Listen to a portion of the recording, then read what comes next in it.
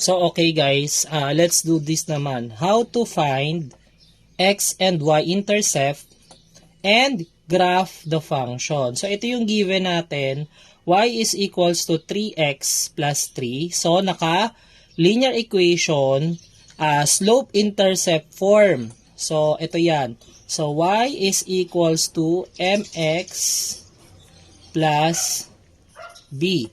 So, yung b natin, that is our y-intercept.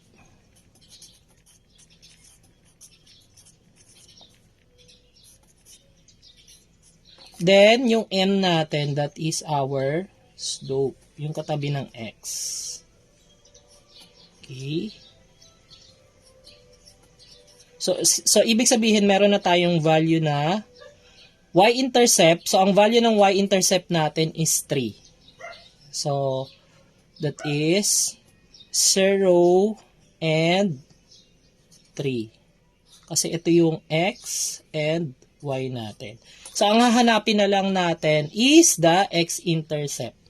So, para mahanap natin yung x-intercept, isa-set natin yung y as 0. So, 0 equals 3x plus 3. So, next thing that we're going to do, i-transpose natin yung 3x sa kabilang side. So, that will be negative 3x is equals to 3. Okay? Then, kailangan natin tanggalin yung negative 3 sa tabi ng x. So, para matanggal yan, we're going to divide it both sides by negative 3.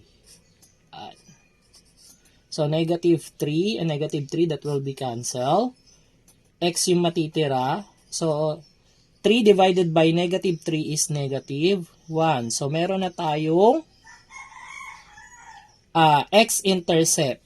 So, ngayon, ang gagawin natin, sulat muna natin. Our x is negative 1. Okay. Our y is 0. Kasi sinet na natin yung y as 0 dito. Okay. So, ngayon, i-plot na natin. Okay. Using Cartesian plane. So, ito 3. This one is 3. Negative. Okay. So, ito rin, negative. Okay, so ito muna. So, we have x is 0, then y is 3. So, ito yan. Okay. Then, next, negative 1. Ito, negative 1 and 0. So, dito yan. So, then after that, connect natin yung dalawa. Ayan. So, okay na.